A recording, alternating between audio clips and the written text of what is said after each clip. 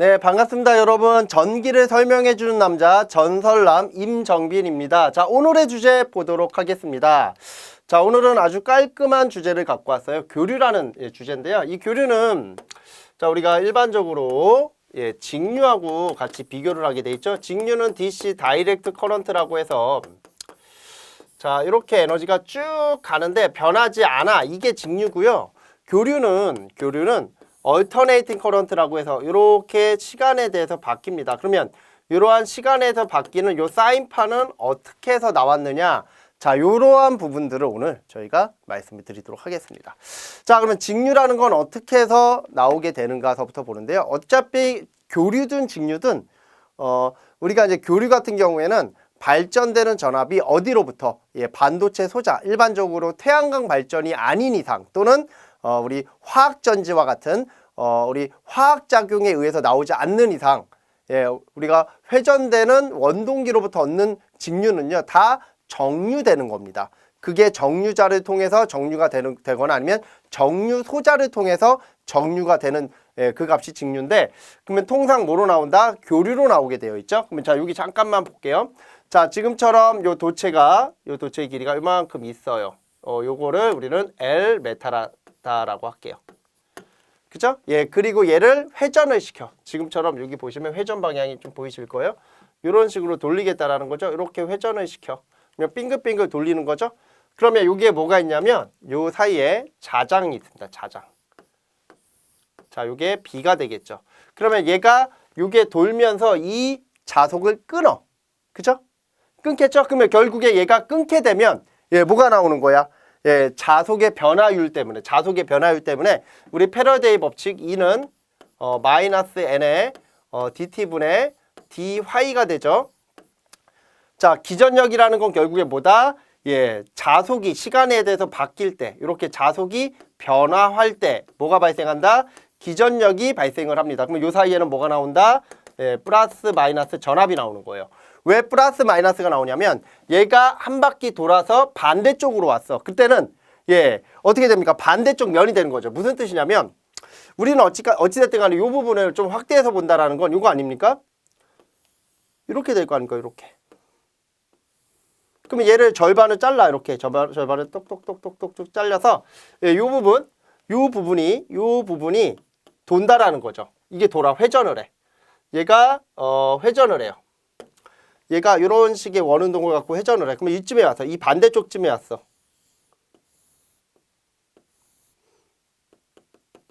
그러면 자, 요 놈이 어디로 오는 거야? 요 면이. 당연히 얘가 이렇게 회전을 하니까 이쪽 면으로 와야 되겠죠. 자, 이렇게 되지 않을까요? 그러면 자, 봐봐요. 처음의 자속은 어디를 관통해? 요쪽 면을 관통하잖아. 이렇게 요쪽 면을 관통해. 그죠? 이렇게 자속이 관통을 하고 이 자속은 그대로죠? 그 자속이 반대쪽 면에 왔을 때 요쪽 면을 관통하는 거야. 그러면 결국에 뭐가 되는 거야? 결국에. 이 코일의 입장에서는 한 번은 요쪽 면, 한 번은 반대쪽 면이 관통을 되죠. 그러면 여기에서는 여기에 있을 때, 요 위치에 있을 때는 2V가 나온다라고 하면 여기서는 2V가 나온다라고 하면 여기서는 마이너스 2V가 나온다. 이렇게 말할 수 있죠. 그럼 결국에 뭐가 되는 거야? 얘를 가운데 축을 기준으로 해서 한쪽 면은 뭐가 되는 거야? 한쪽 면은 플러스, 한쪽 면은 마이너스가 되는 거죠. 그거를 저희가 위에서 한번 봐볼게요. 자, 위에서 보면 이런 모양이 되는 거예요. 자, 위에서 보면은 여기가 N극,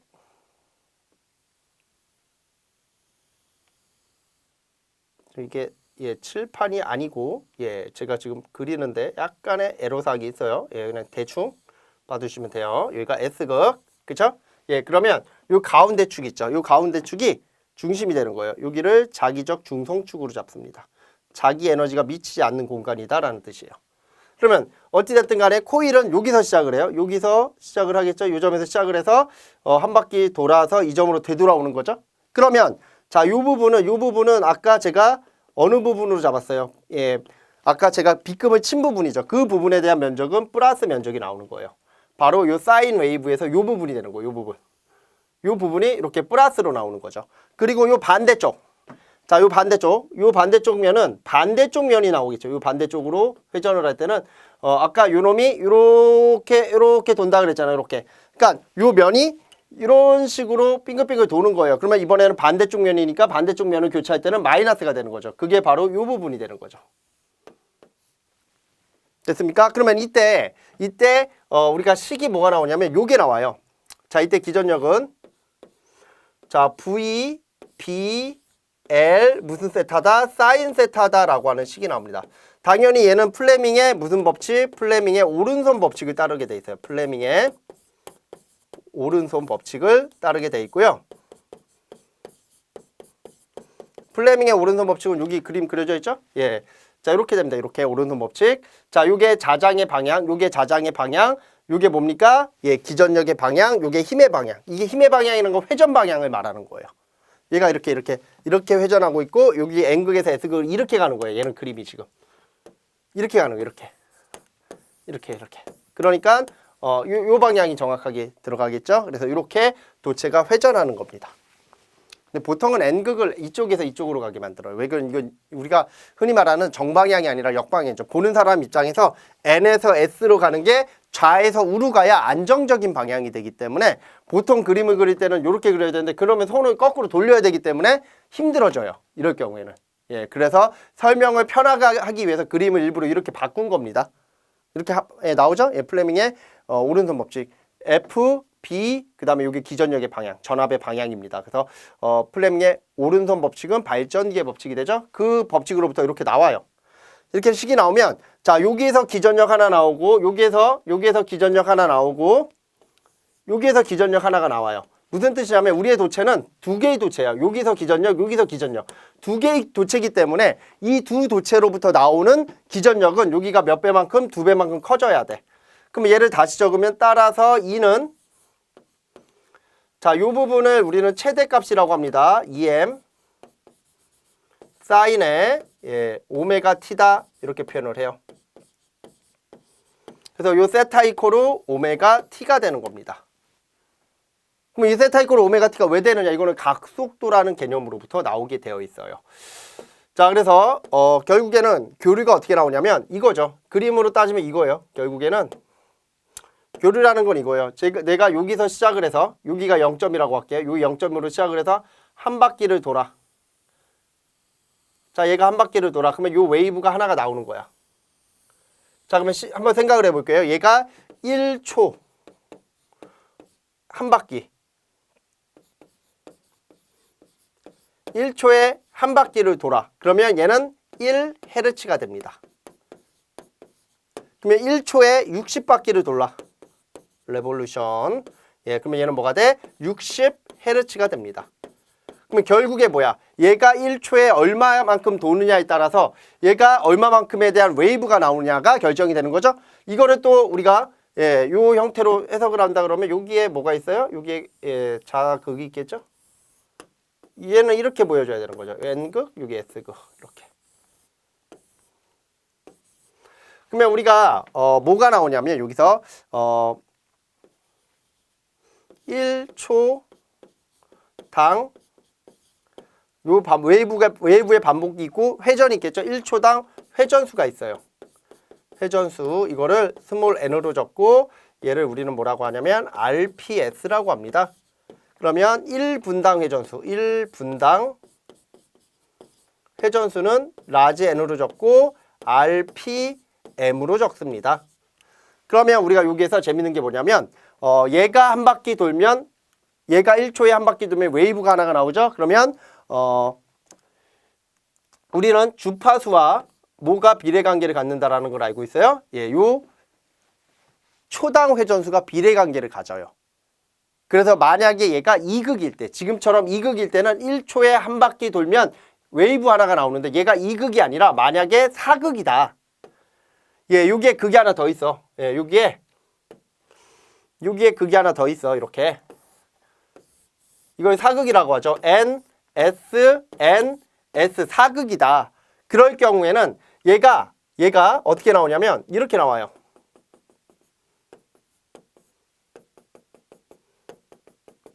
이런 식으로 나오는 거죠. 4극일 때는 이런 식으로. 이런 식으로 웨이브가 나와요. 사극일 때는. 그러면 사극일 때는 뭐가 돼? 2배만큼 더 웨이브가 많아지는 거야. 그러면 여기다가 뭐를 곱해줘야 되냐면 극수를 곱해주는데 그 극수는 2극일 때는 1이 돼야 되니까 이렇게 나오는 거죠. 됐죠? 그러면 요걸 다시 한번 정리해 볼게요. 자, 요거 다시 한번 정리하면 요거는 초당의 전수니까 분당의 전수로 표현을 하면 60분의 라지 n이 되고 자, 2분의 p가 되겠죠. 그러면 따라서 회전수입니다. 요 회전수는 뭐가 돼? 예, 바로 p분의 120f라고 하는 RPM이 나오는 거죠. 됐습니까? 이게 분당 회전수가 되는 거예요. 그래서 얘가 분당 얼마만큼 회전하면 얼마만큼에 대한 웨이브가 나오겠느냐라는 걸 이렇게 비례관계로 보는 거죠. 그러면 여기에서 이제 결국엔 뭐냐면 우리가 이제 각속도라는 개념이 나오게 돼 있어요. 자, 여기서 각속도라는 개념이 나오는데 이 각속도라는 거는 결국에 이런 개념이 되는 거죠. 각속도 우리가 알아두시면 더 좋은 개념인데 각속도가 각 주파수의 개념인데 우리가 교류를 할 때는 항상 주파수 이거는 되게 쉬워요. 개념이 초당 웨이브가 반복되는 횟수 이게 주파수고요. 그리고 이 초당 반복되는 횟수가 결국에는 2극일 때는 뭐와 같다? 초당 회전수와 같게 돼 있어요. 그래서 각속도라는 거는 각과 회전되는 관계로서 나타내는 속도의 개념인데 우리가 일반적으로 속도는 어떻게 됩니까? 시계 속도는 시간분의 거리죠. 시간분의 거리로 나타냅니다. 그러면 얘가 1세컨 동안에 내가 1세컨 동안에 L 메타만큼 갔어. 이거를 우리는 L 메타 퍼 세크라고 해. 그때 각이 세타 각이야. 그럼 만약에 내가 1세컨 동안에 이만큼 갔어. 그러면 얘는 2L 메타 퍼 세크가 되겠죠. 그러면 얘는 몇 세타만큼 진행을 해? 2세타만큼 진행을 해. 그래서 우리는 원 둘레와 내각의 관계가 비례적으로 증가한다라는 걸 알게 돼요. 이거를 뭐라고 하냐면 옆에다 적을까요? 호도법이라고 합니다. 호도법. 호도법은 원 둘레의 2파이 r 라디안은 뭐와 같다? 360도와 같다. 이걸 다시 적으면 파이 라디안은 뭐와 같다? 180도와 같다라고 하는 내용이 나옵니다. 그러면 자 한번 적어볼게요. 각속도는 결국에 뭐냐면 자 시간분의 거리가 속도죠. 그러면 시간분의 각이 각속도가 되는 거야. 시간분의 각. 여기가 각이 되면 되는 거죠. 그래서 시간분의 각, 요게 각속도가 되고 요걸 오메가라고 합니다. 그러면 따라서 뭐는 세타는 오메가 t가 되는 거고 우리 아까 식 적을 때 이렇게 적었죠? 2는 어떻게 적어? EM의 사인에 이 세타인데 제가 세타 대신에 오메가 t 집어넣어도 되는 이유가 바로 여기에 있습니다. 이렇게 집어넣어도 상관없고 자 그러면 여기에서 자 요걸 좀 정리해 볼게요. 자 요거를 이렇게 정리할게요. 우리는 한 주기 동안 몇 도? 360도입니다. 자 요게 오메가가 되고요. 자 360도는 호도법에 준하여 2파이 f가 되겠죠. 그러면 뭐가 나오냐면 따라서 오메가는 자 우리 주파수 f는 주기와 반비례 관계를 가져요. 그래서 2파이 f 단위는 라디안 퍼 세크라고 하는 값이 나오는 거죠. 자 그래서 항상 교류를 해석할 때는 가장 중요한 게 뭐냐면 이 교류에서의 요 값이 의미하는 바가 바로 각속도죠. 요 각속도 이런 거 잘 보시면 되는 거고 자 이 교류에서 이제 또 중요한 게 뭐냐면 앞선다 뒤선다 이런 것들 좀 알아두시면 좋아요. 자 우리가 앞선다 뒤진다 이런 개념들이 왜 나오냐면 자 이게 이제 시작되는 점에 따라서 다른 거죠. 내가 만약에 요거를